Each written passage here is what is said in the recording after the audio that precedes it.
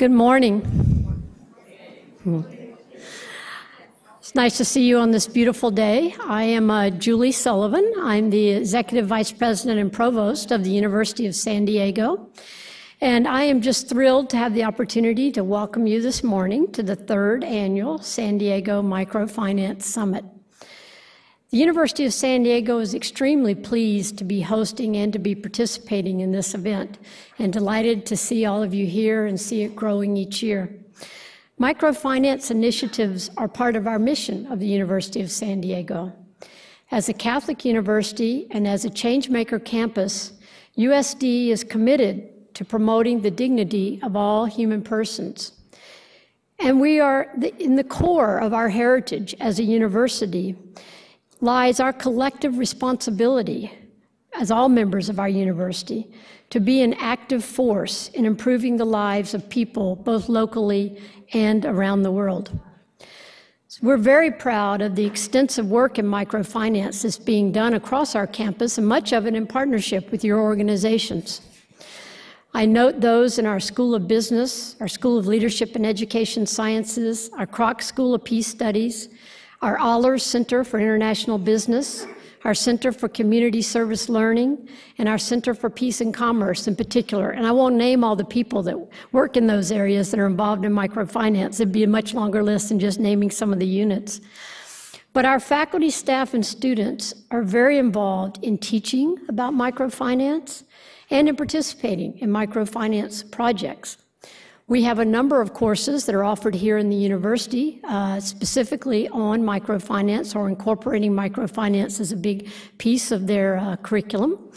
Our faculty are also involved in teaching in the community, in partnership with the San Diego Microfinance Alliance, teaching Microfinance 101, for example, to some of our community members. So we're involved in teaching and we're involved in practicing. A number of our faculty and students serve as consultants for many of your microfinance clients.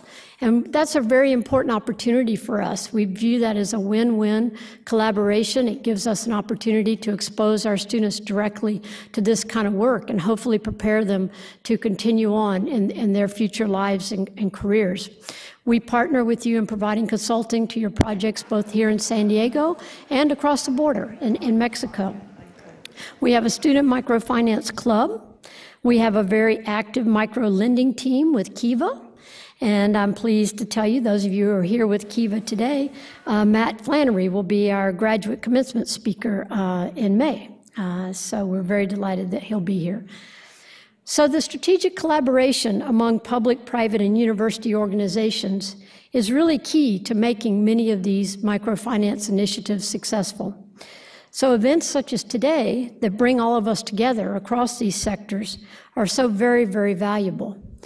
And I want to be the first to extend our gratitude to Citi for their sponsorship in making the 2011 San Diego Microfinance Summit possible. We have a senior representative from Citibank, Chi Tran, and it's now my pleasure to introduce her, and she'll come up and welcome you in just a moment. No, I have to talk about you first. Wait just a minute.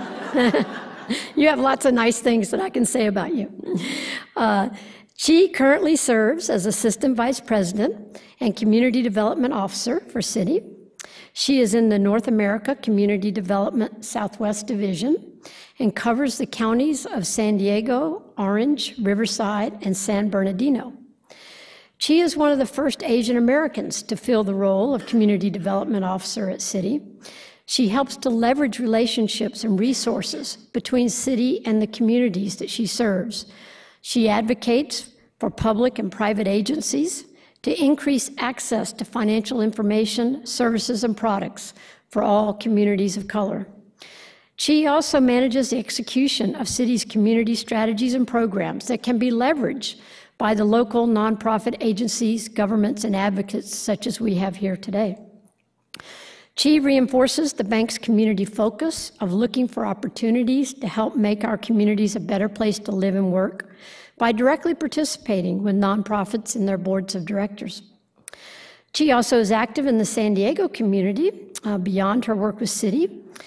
She serves on the City of San Diego's Mayor's Small Business Advisory Board. She also serves as an advisory member of the San Diego Local Initiative Support Corporation and the City County San Diego Reinvestment Task Force's Subcommittee on Financial Education. So please join me in welcoming Chi to the stage.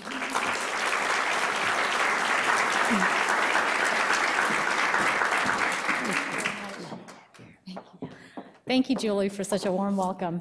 And good morning and welcome all of you here today. And thank you for attending the third annual Microfinance Alliance Summit. And on behalf of Citi and Citibank, I want to welcome you, and that we hope that you'll be able to take the information and tools that you hear from the panel today and take that back with you to your respective workplaces in order to help increase microfinance and economic development opportunities for other small business and microenterprise individuals.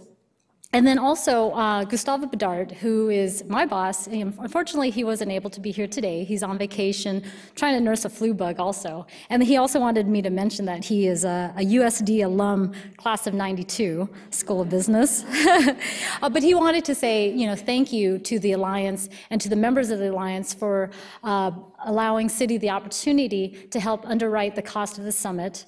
And also that we're delighted to be able to partner with, it looks like most of the organizations that you see on the screen, whether it's nationally, internationally, and then locally. At the local level, we work with ACCION San Diego, Foundation for Women, CDC Small Business Finance, La Maestra, International Rescue Committee. So we work independent with other independent programs outside of what the Alliance is doing here today. So thank you again for the time and the opportunity. And I also want to welcome to the stage Marugi Kenyatta. She is with the Foundation for Women, and so the Foundation for Women helps to extend microfinance opportunities to very low and low income individuals throughout San Diego County. She was born in Kenyatta, and knowing firsthand the power and the importance of microfinance, she takes that passion with her to give back to the San Diego community.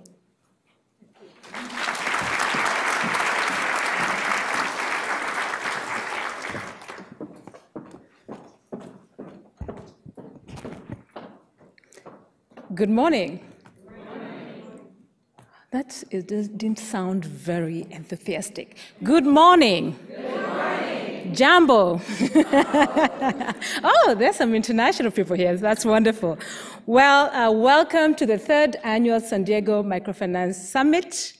I am delighted to see you all here, and I am very excited to have a beautiful day because you all saw how nice and hot it is outside.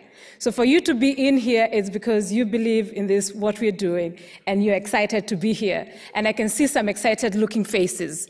Yes, I can see some excited looking faces. So we are all happy that you could join us. On behalf of the San Diego Microfinance Alliance, I would like to thank the University of San Diego and the Institute of Peace and Justice, which is the space we are in right now. It's a very beautiful space. I always love coming in here, for hosting us in this beautiful, beautiful campus for the third time in a row. So it's the third time. That means we're doing something good, and we are very thankful to the USD for that. I especially want to thank Provost Julie Sullivan for her opening remarks and her warm welcome. We are so grateful to you all for supporting the work that we do, and we are also thankful to Provost Julie Sullivan for supporting the microfinance organizations that are in San Diego, both staff and faculty and the students, so we are thankful. I also would be remiss if I didn't thank the Assistant Vice President and Citibank's Community Development Officer, Chi Tran, for your warm welcome. Thank you, thank you, thank you, and your kind introduction. We are very grateful to Citibank, very, very grateful. Thank you for sponsoring this event.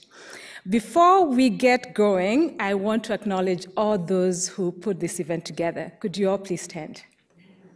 Because you need to all stand. Anybody who had something to do with this event, and you know yourself, because I'm seeing you and I can see you. Could you please stand? You all did a fantastic job. Thank you, thank you. How many of you are here for the very first time? Oh, wow. Welcome. Could we please welcome them with a nice welcome? Welcome. Thank you. Thank you. How many of you are here for the second or third time? That's also a very good number. Welcome. Welcome back. Welcome, welcome back. We all know, all of us who have been here 2 or 3 times, why we love this event, the San Diego Microfinance Summit. We love it because it's the only place where you can engage the best and the brightest microfinance practitioners and be able to talk to them up close and personal. And then it's the only place where you can eat authentic ethnic food while shopping for beautiful accessories like what I'm wearing. And all this, we get to do it in the span of a day. I mean, that's what I call a perfect day. I don't know about you, but that's what I call a perfect day. So we're all here because we care about the world that we live in and are determined to make a difference.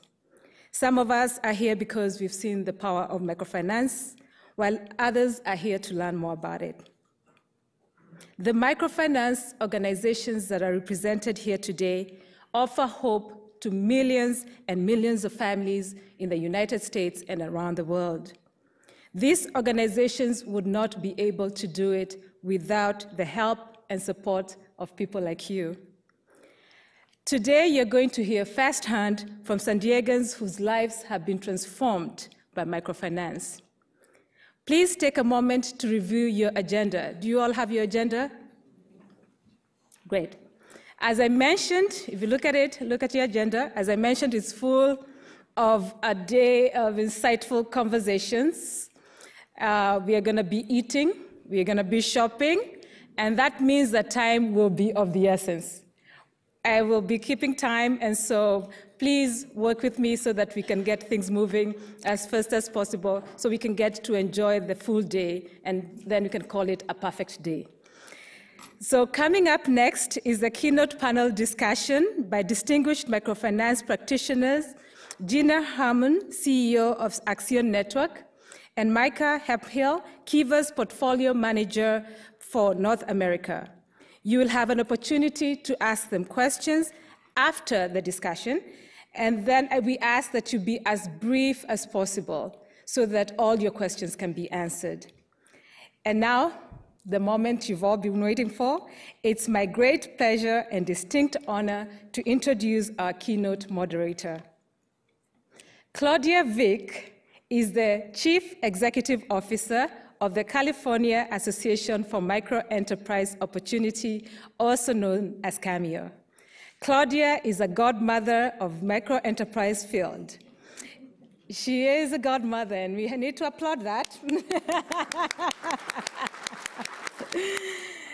In the late 80s, she founded the Renaissance Entrepreneurship Center, one of the first microenterprise programs in the United States. A consistent innovator, Claudia soon added the Renaissance Business Incubator. I gotta get that right. It's the Renaissance Business Incubator, which was added to the center. The first, again, of its kind. The first of its kind. So this was the first in California. She is a woman who means business. So since taking over CAMEO over 4 years ago, she has focused on advocating for the necessary resources to scale up microenterprise businesses. And to support this goal, she's been an ardent proponent of technical assistance and financing, as well as building practitioner capacity. Claudia's leadership of CAMEO has contributed to increased recognition of the role of microfinance in stimulating new business development and local economies. It has resulted in millions of dollars in capital and new grants flowing into nonprofit lenders in California. Again, Claudia is a woman who means business. Let's all put our hands together and welcome the godmother of the microenterprise business with a nice warm round of applause. Welcome, Claudia. You're very welcome. Now, I'm hooked up here. Should I just put this over? Can you hear me all right? Great. Thank you so much. It's really wonderful to be in this beautiful campus and with so many people who are really on the page in terms of bringing microfinance into our state and our world in an even more powerful way. I feel like we're just in the very beginning stages, even after 22 years. Yes, I may be the godmother, so I have a very good hairdresser, so you don't see all the gray hairs at this point. I was invited by the Microfinance Alliance in San Diego to give you a very quick tour of probably the most exciting and inspiring dimension of community development work. And why? Because it rests on that untapped entrepreneurial potential in our community, and that potential that, when harnessed, can create new businesses, new products and services, new jobs, and new tax revenues. And this ripple effect strengthens our neighborhoods and builds the local economy. As you heard from Marugi, I've been privileged to have been engaged in the microenterprise movement since its virtual beginning in California in the late 80s when I started the Renaissance Entrepreneurship Center. And as we mentioned, it covered all the training, and Renaissance focuses on training and business incubation and loan packaging, and really targets low and moderate income women and people of color. So I was intrigued to get involved with Renaissance because I wanted to know what would happen when you opened the door to owning a business to somebody who had the desire and drive but didn't necessarily have the management skills, those supportive, old boy networks, now old girl networks, and also access to credit too. I don't know if you realize, but women were only able to sign for their own loans without their husbands around 1990. I'm sure some of you here will remember when that was possible. Yeah, I see a few heads rolling. Gina, you've heard this story before, but I need to tell you that my own inspiration that I carry with me comes from my first student, Servio Gomez, who came to Los Angeles as a refugee from El Salvador, and he started out selling oranges on the freeway.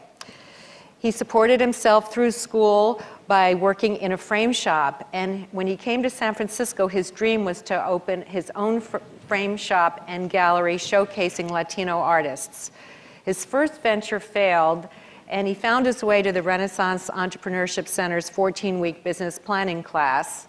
And shortly after completing that, he opened Back to the Picture Frame Shop and Gallery on Valencia Street in San Francisco. And at that time, Valencia Street was a sort of down a hill commercial district, but now it is thriving and hip. I don't know if has anybody been to that part of the city, San Francisco? Yeah, you can see it's a pretty cool place to be. And Servio owns 2 frame shops now, 2 cafes run by his wife, Marta. And I'm able to buy amazing prints of local artists there too. And by the way, he employs around 20 people. So homegrown businesses like Servio's have this ripple effect. Studies show that every dollar lent to a small business, which to purchase equipment, to lease office space, to hire local employees, this multiplies as it touches the local economy over time. And it takes time. In Servio's case, we're talking 20, 25 years to accrue this kind of capital and wealth. Micro businesses typically purchase their goods and services from local suppliers who then in turn reinvest in the revenue into the local economy. So we see that through this work, the benefits reach well beyond the immediate loan recipients and even beyond the neighborhood where they're operating. And they include the regional economy. Opportunity Fund, which is a large lender, nonprofit lender in the Bay Area, worked with TXP to do a study of their first 15 years of lending. And they showed that every new dollar invested had a proven return of 2 to 1.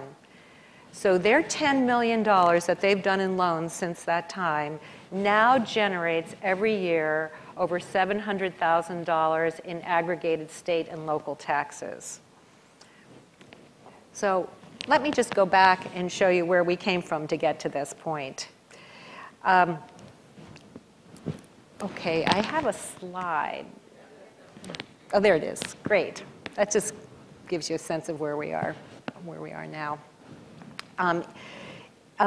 In the US, microenterprise programs are in a wide variety of settings, and there's a flyer out front, but this gives you a sense. In California, we have CAMEO members, 85 members, all over the state.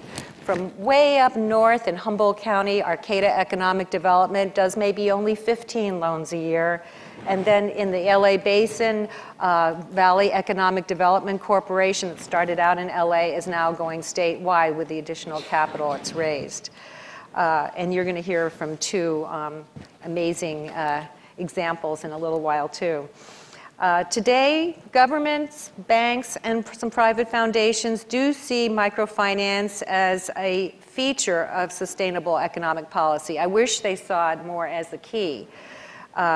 This commitment, though, even this small commitment, is under threat of destruction with proposed federal budget cuts, and I'm going to talk about that a little bit later.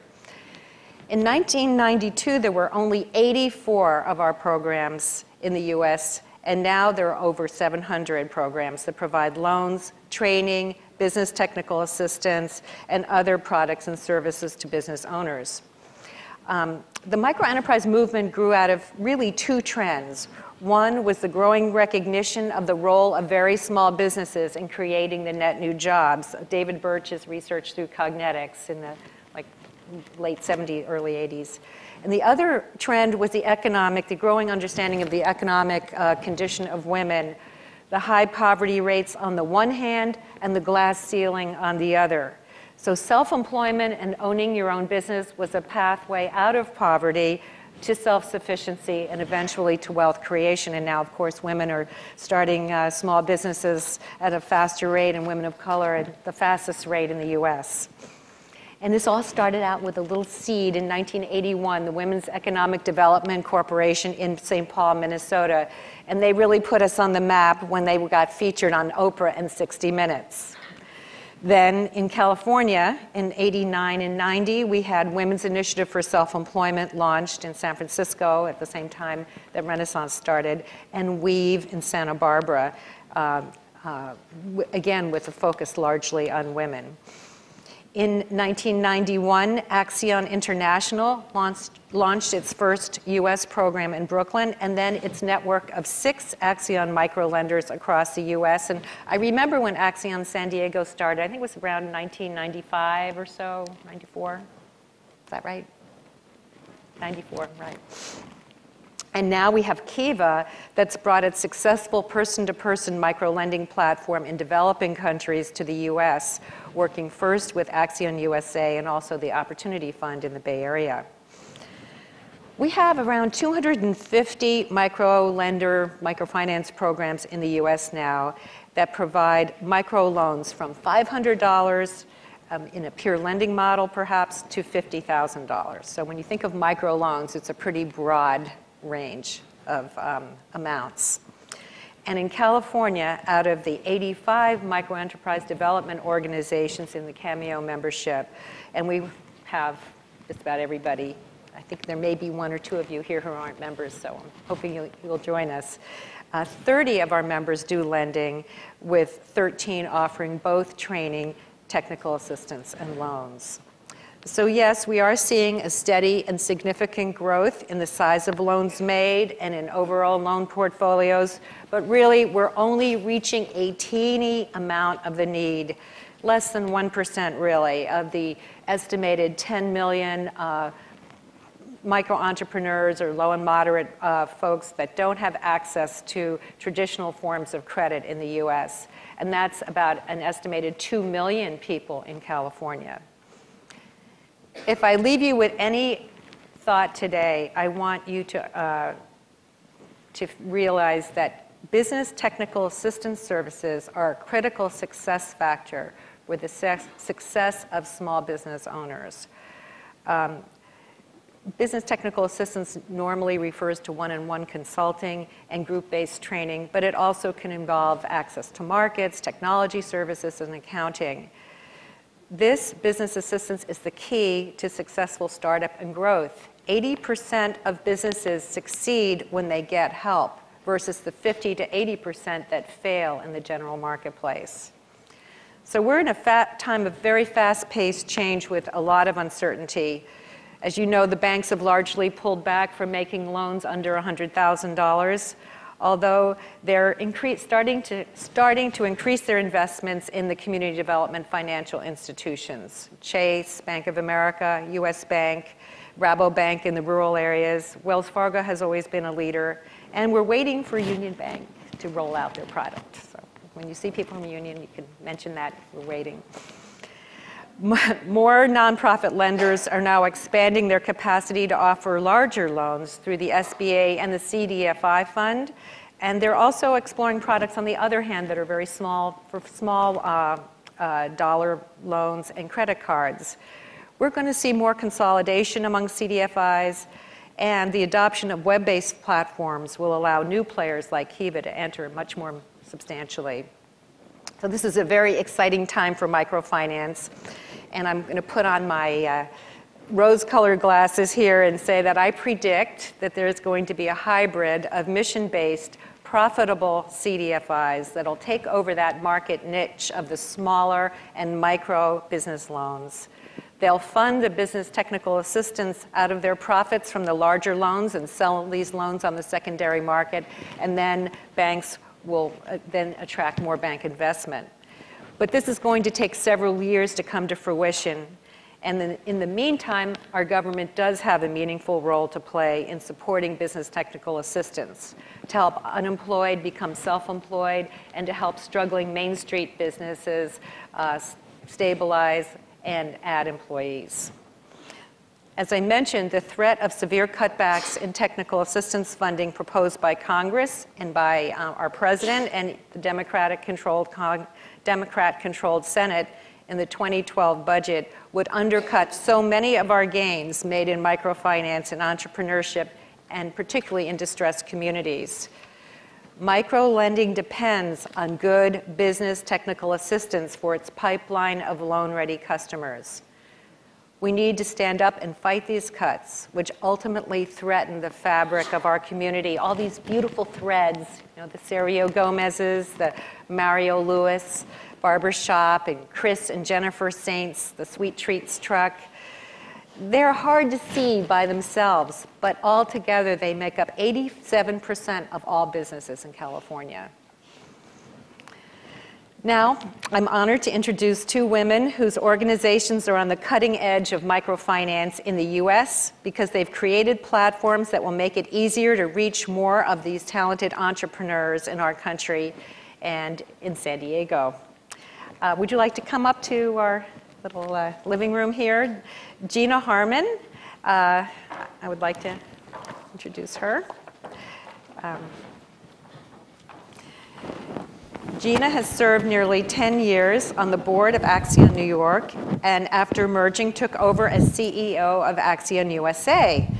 And very recently, she has put that to the side and is now the CEO of the ACCION network in the US. And we'll be hearing more from you too. You have the largest microfinance portfolio in the US. And if you could tell us a little more about ACCION USA, and then I'll introduce Maika in a bit. First, let me say good morning, and thank you all for coming out. It's not my first visit to San Diego, but I am surprised this morning by how many people and old friends I find in this audience. It's really a pleasure to see people again I haven't seen in quite a while, and to welcome back those of you who are here for the second and third time, and to welcome those who are here for the first time. It's a beautiful day in San Diego, and you had choices. That's so right. I thank you for being here. ACCION, as Claudia said, does manage the largest portfolio of micro loans in the country. That is a byproduct of many, many years of practice. We've been at this since 1991. We've got offices now in 13 cities in Texas and in San Diego, Chicago, New York, Atlanta, Miami, Boston, and also provide access to loans through an internet platform so that we've now dispersed loans in 46 states across the United States. Those are big numbers. They're impressive numbers. But they're only an indication of potential. They're not an indication of having gotten where we need to be. The transformation within ACCION over the past 2 years has really been driven by a couple of things. One, the marketplace. The recession has made it ever clearer and has increased the dialogue about the importance of small businesses to the recovery of the US economy. That made us think, what role do we have to play? It's also the case, as Claudia pointed out, that microfinance is more common in the dialogue in the US, but also had this moment of great hope that the new administration was going to make it easier for us to do our work, and now realizes that we have a real fight on our hands. And that's a fight that we need to be better coordinated to win. And then the third is that the organization is made up of people who reflect very much the personalities of the businesses that we work with. We're passionate, we're enthusiastic, we're hardworking, we're dedicated, and we see no obstacle as an obstacle that we can't overcome. We're entrepreneurs. That's right, we're entrepreneurs. And one of our realizations is that to be successful entrepreneurs, we need to hold ourselves to the same standard that we expect in the businesses that we support. And so this year, we needed to go through a business reorganization, which we've done, and formed a small staff to support the ACCION network of members across the country so that the operations focus on lending and training and providing the business services that local businesses require. And this small group of entrepreneurial folk, led by myself, can focus on issues of national scope in promulgating and institutionalizing best practices, looking for ways to continue innovation within the field so that the 10 million we need to serve or who could use our services are aware that we exist and that we are always focused on providing the best customer service possible. Good, thanks. That's good to hear. I'd like to introduce now Maika Hemphill, and Maika has just recently, in the last month and a half, taken over and really is launching the growing the Northern California portfolio. Let's start again. North American portfolio for the Kiva International. And I want to welcome you here, Maika. Before then, this is like a little cadre here, cabal, worked with ACCION, was it New York and USA, and so has a real practitioner experience, which is wonderful to bring to your new job. So since it started internationally, Maika, what made Kiva want to go into the US, and how is this going to be different? Sure. I think internationally, obviously Kiva has been operating since 2005, and up until 2009 was solely internationally. So really, where the decision to move domestically kind of came from two places. One place came sort of internally from Kiva.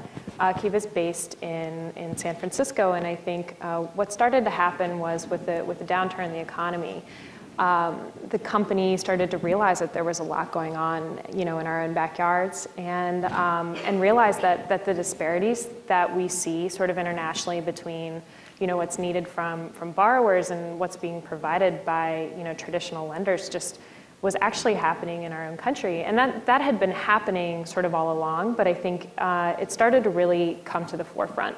And I think Kiva really got a chance to, or it kind of dawned on us that this was an opportunity to start to use this sort of incredible tool that we've got and this growing tool to really raise awareness in the United States. And that became very obvious within the company, and some discussions were had around that. And I think that overwhelming sort of sense of responsibility to do something in our own backyards is really kind of what started this.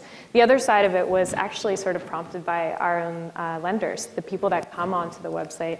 For those of you, I think a lot of you know how Kiva works. Basically, it's started in 2005. It's an online nonprofit website that allows you basically to bring microfinance online. So everyday people like you and me can go on the site, and we can select an entrepreneur in the developing world, or now, obviously, in the United States, which is very exciting, and choose to give a 0% interest loan to that person. And basically what Kiva does is we take the money and send it over to a local microfinance institution, which is a field partner. For example, ACCION USA is one of our field partners.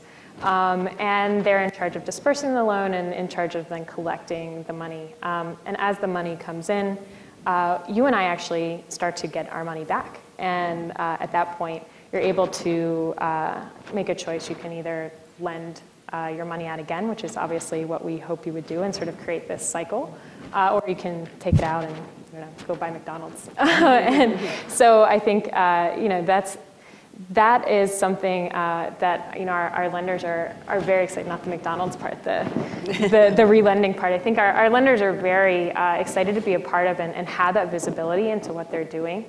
And in the United States, I think when our lenders started to see everything on the news, they felt sort of helpless and like their hands were a little tied. How do you really in the United States sort of involve yourself in the financial institution when you know that it's hurting? That's not something that's very easy to do. You can't, go in and walk up to your bank and say, please let me give you something so you can, start lending to my local, bakery or whatever it may be. So I think it was something that our own lenders recognized that, listen, I want to still give in Uganda, I want to still give in South America, but I want to do something in my own backyard. So I think, there was definitely a push in externally from our lenders for us to be involved in the United States. Good, thanks. We understand that ACCION and Kiva are working together in partnership to help entrepreneurs in the U.S. And so I can see where the philosophies where they're coming together, but what do you see are or how did you come to work together, and how is this partnership going to work?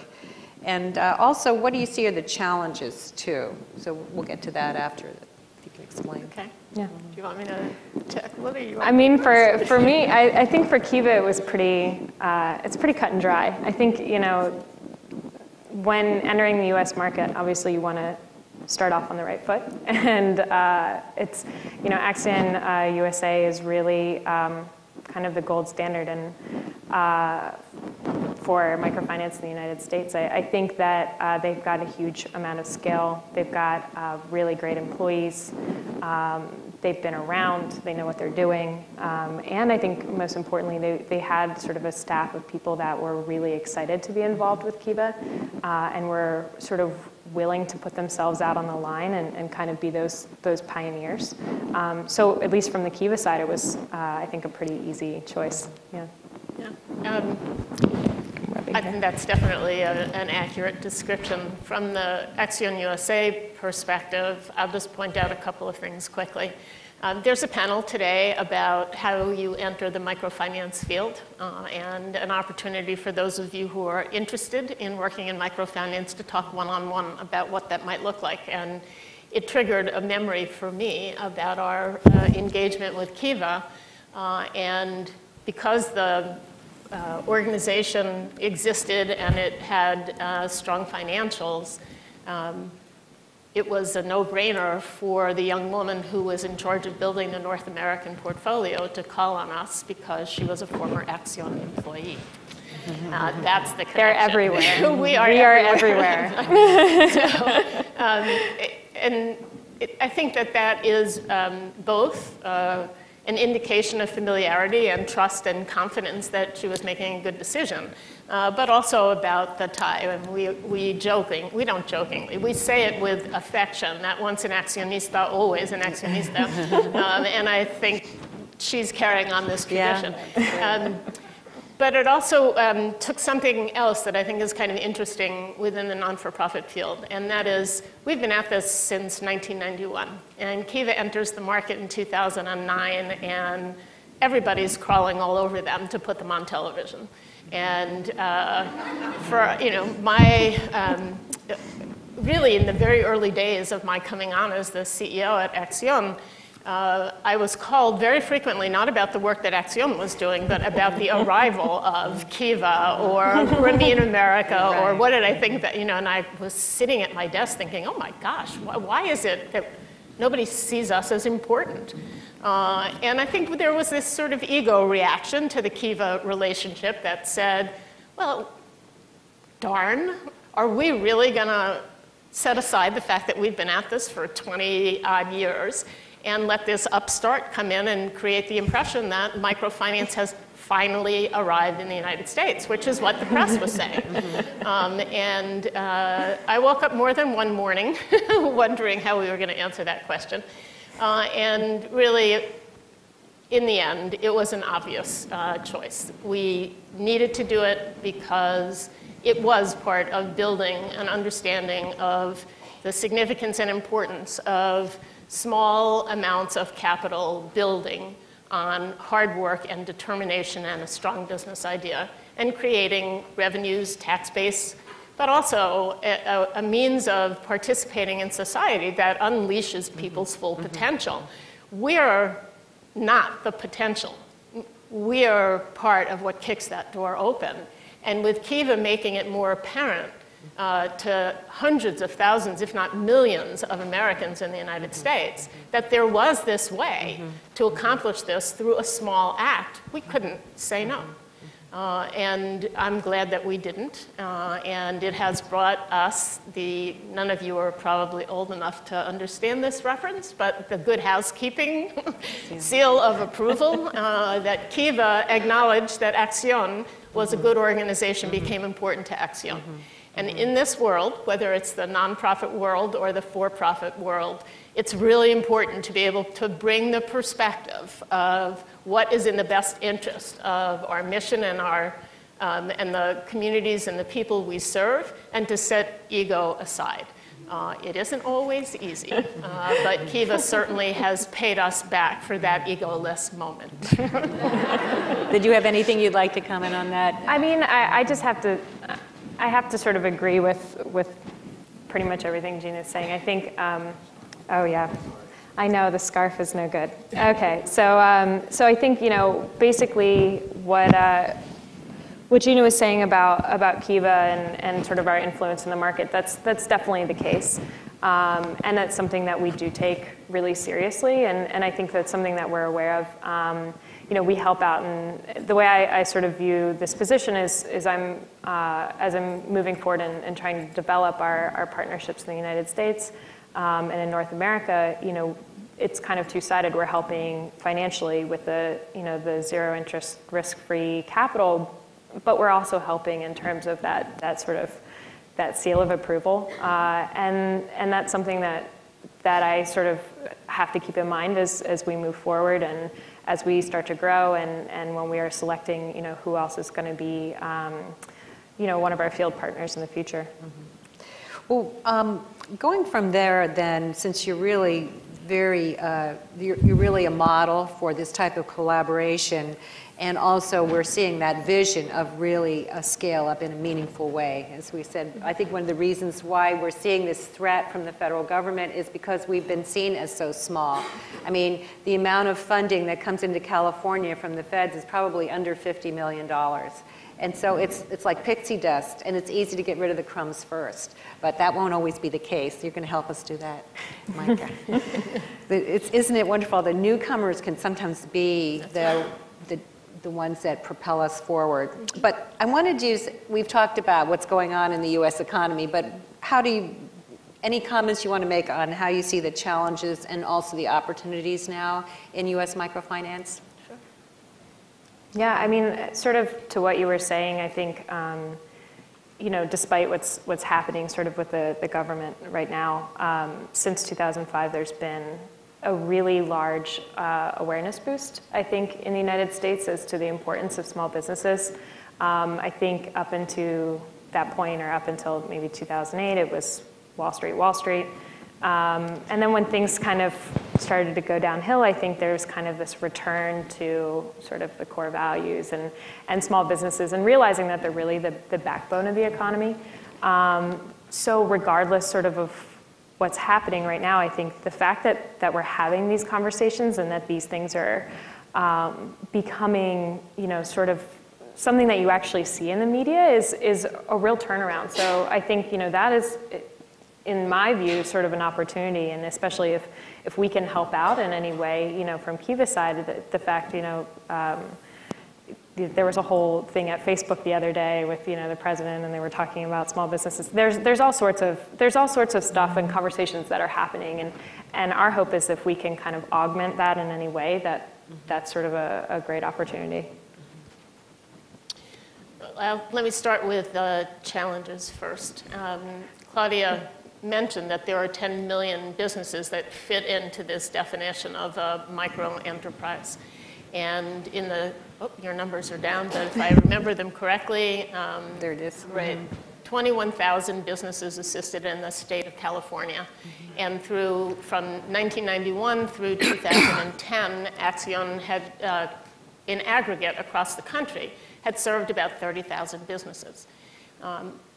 That isn't even, it's generous of us to say we're serving less than 1%. I think there are probably some people in the audience who are better at math than I, but it's a stretch to say that's even 1%. This is not an easy segment of our economy to reach because it is, I've heard from borrowers in New York and in other places in the country that many of them feel invisible, that they come to the United States. Our borrowers, on average, have been in the US more than 5 years before they approach ACCION. So that's I think one of the mythologies about microfinance. But as a group, and I think the change in the dialogue in the US is another insight into that, this is not an easy group of folks to reach. And we're not blessed with big advertising budgets, and frankly, I don't know if they'd work. It's very interesting for me today to see, I'm a big basketball fan, so I've seen a lot of advertisements in the last 3 weeks.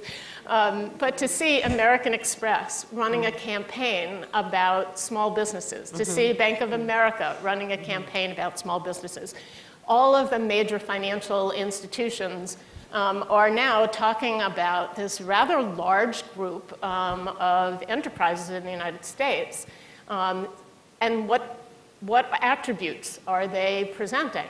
Hardworking, backbone of America, live the American dream, all of the things that we know to be true but have sort of become a recent discovery. And not surprisingly, coincident to the publication of many studies that say that 25% of American households are underbanked. And so now we have this big market opportunity and a need, a desire, and a well-intentioned effort to serve. Are those ads going to direct small businesses who recognize themselves in those stories to the right sources for business consulting services as well as capital? And I think the answer to that question is no. So one side of it is how do we get the message out? Right. The other is this is an intensely personal process, and it is for lots of good reasons. For all of the emphasis that Claudia placed today and does consistently on the success rate increasing when people receive the kind of consultative, educational support that they need to be successful in their businesses, but also to have a relationship with an individual that happens to be at an organization that is respectful, whose relationships with the business owner is one of investment in mutual success. It's time consuming and it's worth the effort. But that expense makes it hard for us to reach the great numbers of folks who would benefit from the services we provide. and from turning that into a cookie cutter transaction that allows you to look at efficiency as a way of increasing and getting to scale. So there are some issues that confront us, but I also think there are great opportunities and a lot for us that we can learn from banking institutions, from other not-for-profits, and from those who are serving the communities that we are all working in, perhaps through other products, to reach them with a message about what we can provide.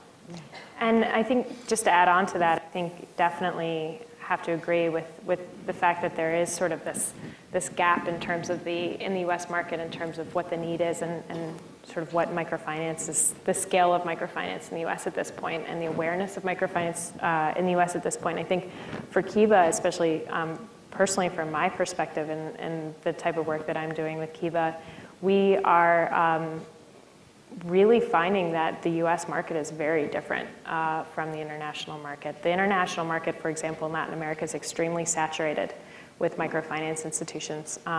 You can find them everywhere, and people know how to get to them, generally. They serve just about every corner. It's not as developed quite in Africa, but it's getting there. There are these very large institutions that really have got everything sorted out, and they know what they're doing. And it stands in stark contrast to the United States. There are a number of institutions in the United States that are sort of head and shoulders above. I think ACCION USA is one of them. They've been around, they know what they're doing. But generally in the United States, the small business lending or the micro-entrepreneurial lending is much more of a grassroots movement. A lot of organizations, and they do amazing work, so don't get me wrong, it's really fantastic to see, but a lot of the organizations do 5 loans a year or 10 loans a year. They've got one person working.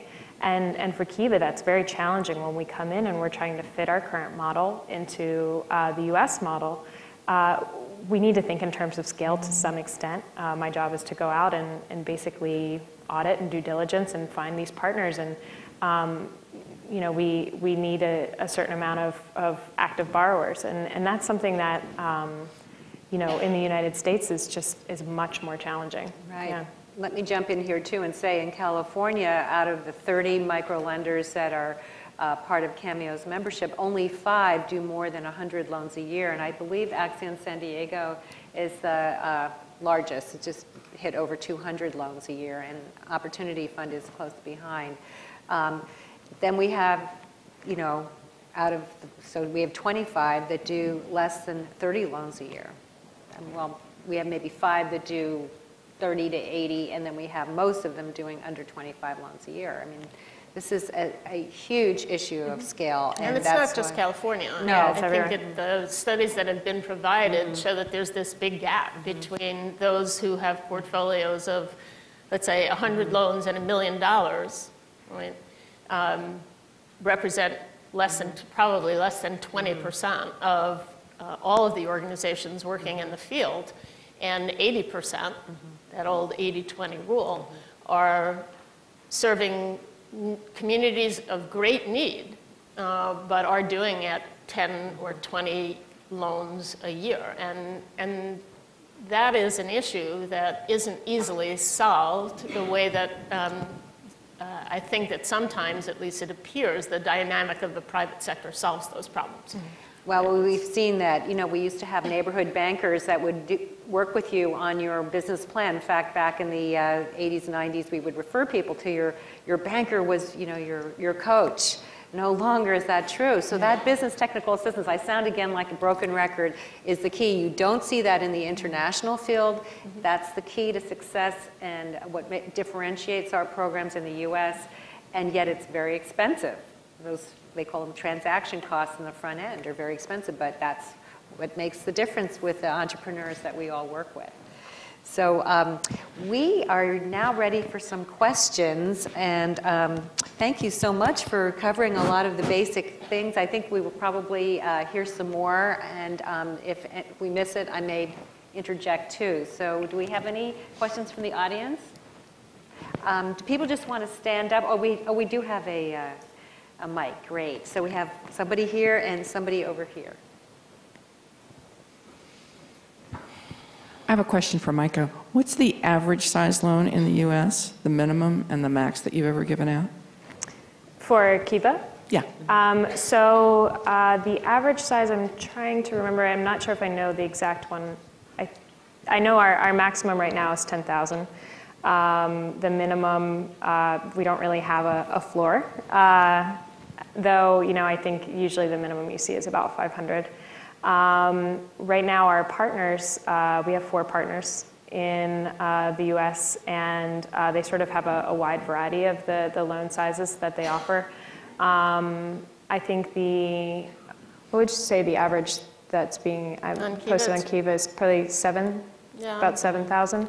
And I think we recently added Grameen. They start their people off at 1,500. Right. So it's kind of, it depends really. To give an average isn't really quite an accurate number because we really only have 4, so it's more about figuring out what comes from each. And I think ACCION Texas is, I think, around the $7,000 mark, around there. Yeah. Yes. And there was a question over here. I actually had a very similar question, but I'm just curious, because it does take a little bit more money to get things started in the U.S. than it might overseas, how are you reaching out to people to let them know that this option exists? Because I know that you said that that has been one of the difficulties, just letting people know. Right. It is one of the difficult. I'm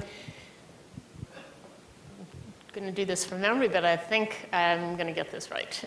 The top 3 sources for potential borrowers reaching out to ACCION is other borrowers, referrals from our banking partners, which is really quite large, and our relationship with other community organizations that are providing services to small businesses and represent institutions that are deeply rooted in the community, and that might be a church or a community organization that is working on something quite different, but crosses, intersect. So it's community partnerships, banking partnerships, and our own clients are the way that we do it. And on rare occasions, there's some television coverage, and I understand that there are some folks here today who saw the piece on the news last night. And it is one of the benefits of doing an event like this, and was certainly one of the benefits we got when Kiva began working in the United States, because I will never forget sitting on the couch in my apartment listening to one of our clients talk on television. And it was an amazing, the hair is still standing up on my arms. It was just an amazing event, and we got lots of phone calls. And in fact, when we first began with Kiva, we were surprised that we got more inquiries from people who wanted to borrow than we got from people who wanted to give. And it took us a long time to kind of work our way through that. But those are some of the things that we do to reach out to folks.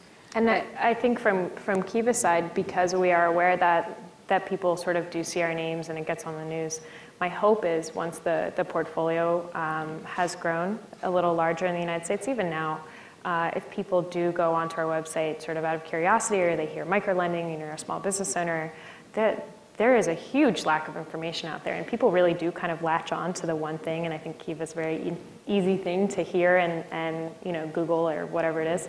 And my hope is that eventually I can have it listed that these are the providers in your area. These are the people that sort of we've vetted and that we kind of approve of, and if you're a small business owner, in the future, hopefully you can kind of go to Kiva's site and see that in the United States and realize these are some of the options.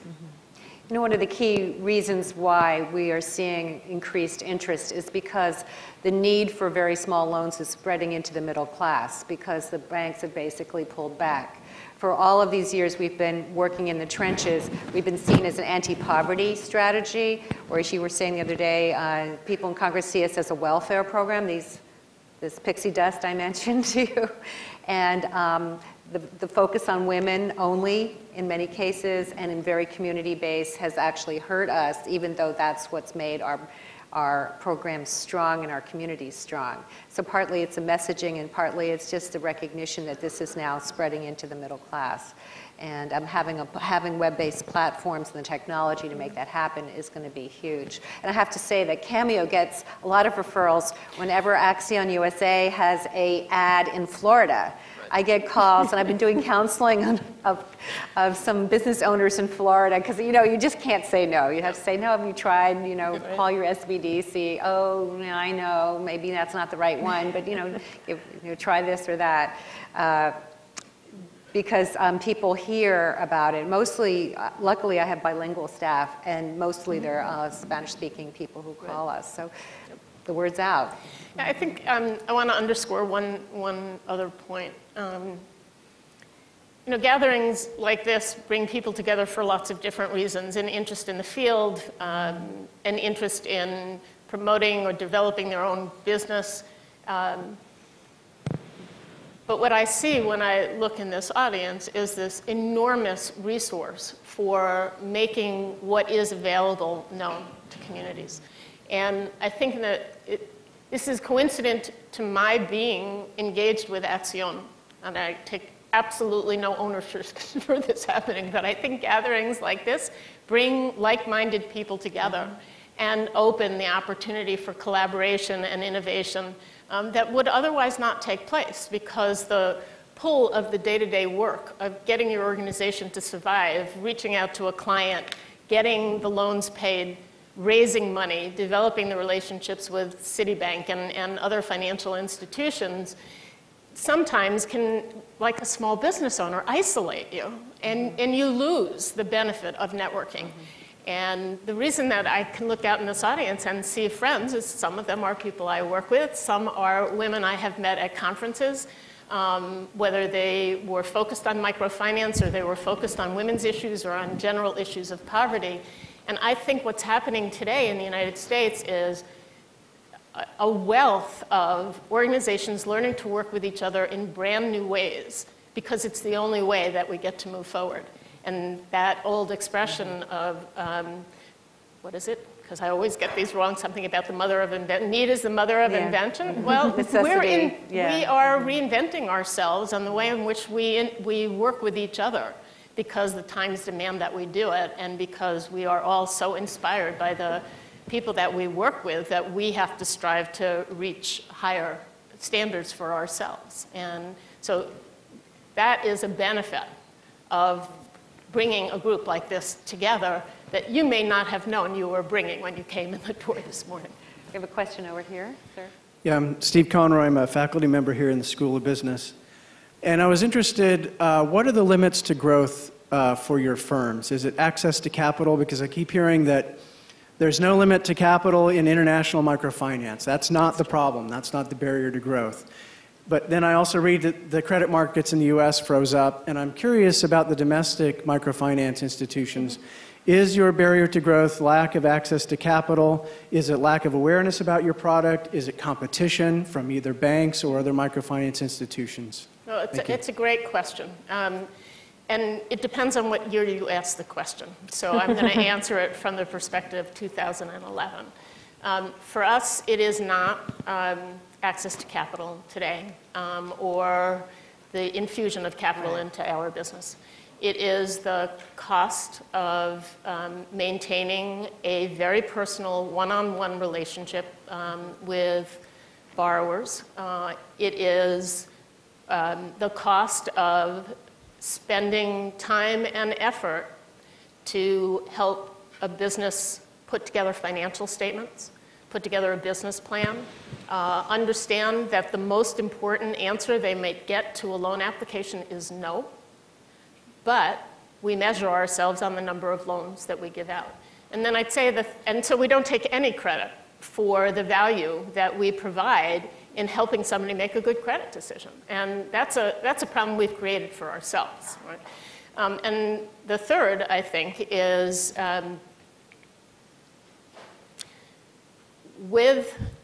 these things happen in cycles. So we build our capacity and find ourselves then in a period where we don't, where we face capital constraints. And so we roll our capacity back.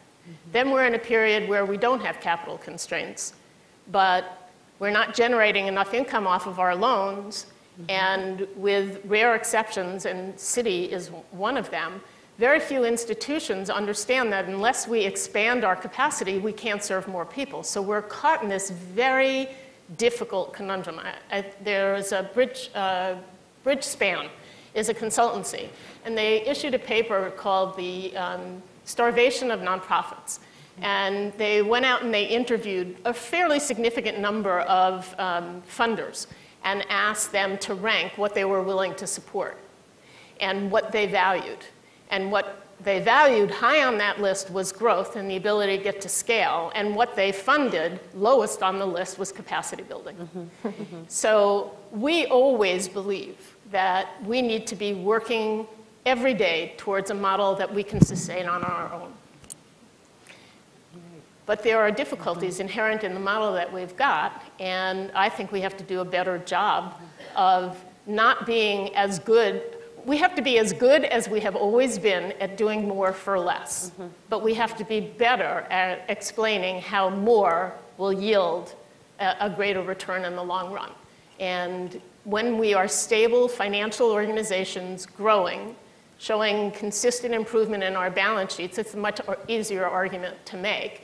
And that's the one I think we're going to be making lots of over the next couple of years. And as I mentioned earlier, too, I foresee a hybrid of profitable nonprofit lenders, such as CDC Small Business Finance here in San Diego is a good example. And I hope in the future that when the SBA Community Advantage Program comes in, which gives the government guarantee tool to the nonprofits, that's going to ramp up lending. It's going to create a secondary market. It will create more bank investment, and therefore will throw off more profits that can be invested into the smaller, the technical assistance that's needed for the smaller loans.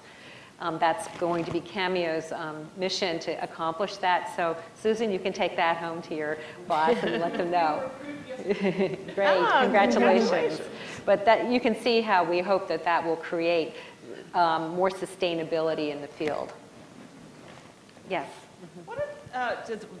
What role do volunteers with professional business schools play in your skills, play in your organization?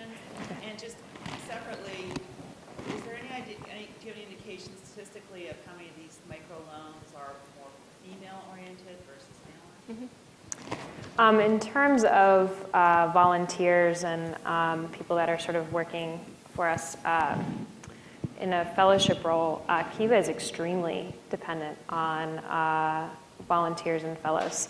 We have a very robust fellowship program at Kiva that we're actually extremely proud of. I think it's very well run. It's made up of people basically that are professionals.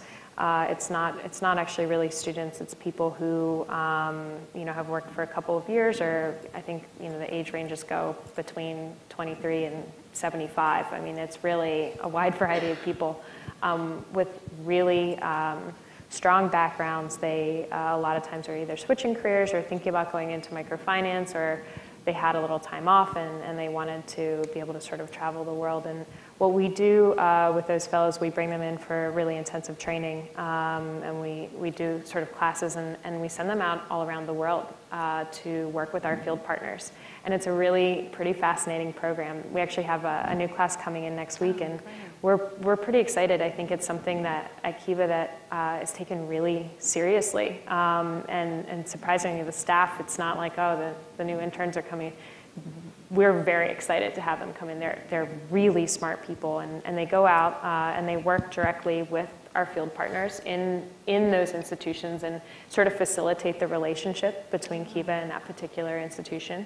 And then we do have interns also as well in our office, but the fellowship program just provides so much in terms of making sure that we understand what's going on and kind of monitoring what's happening, just with the organization, and making sure that we are up to date and know what's happening with our field partners.